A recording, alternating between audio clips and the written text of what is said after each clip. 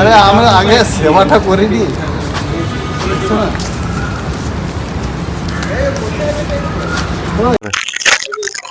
আচ্ছা, এরা কেউ খাওয়াবে না নাকি?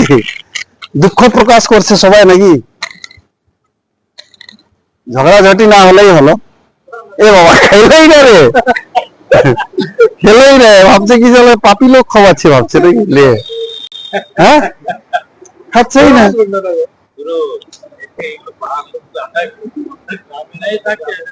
হ্যাঁ,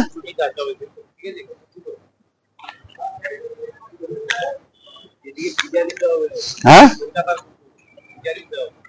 স্ট্যান্ডার্ড নাকি? লো, ওকে একটু দূর করে দিয়ে দি। কাকগুলো খায়, আরেকটা প্যাকেট একটা আছে, দিলেও খাচ্ছে না। একটা একটা কথা মনে রাখবেন, এই ডগি গুলো যে আছে, এটা স্ট্যান্ডার্ড ডগি, মানে কলকাতার ডগি তো একটু স্ট্যান্ডার্ড থাকে, ঠিক আছে? সেই জন্য দিলেও খেতে চায় না। যাই হোক, দিয়ে দিই, আর এইভাবে দিয়ে দিতে হবে, না দিলে তো হবে না, না খাবে কি করে? একটু পরে খেয়ে নিবে, তাকে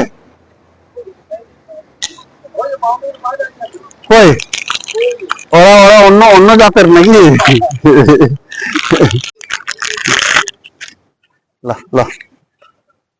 এইরকম করে দিয়ে দিই, তাহলে চলে গিয়ে খাবে। ও একদম বাইরে আছে, আউটসাইড আছে ও।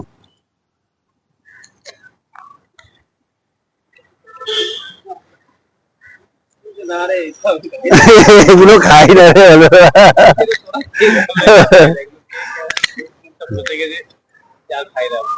এই সকাল সকাল ডগিদেরকে আর এই পারো না পারিয়া পারিয়া পায়রা পায়রাকে একটু দানা উনা খাওয়াইলাম, তো দেখছি ডগিকে বিস্কুট দিচ্ছি তো খাচ্ছেই না, কেন বুঝতে পারলাম না। কিছু কিছু হালকা হালকা পাপ করে দিলে আবার খায় না।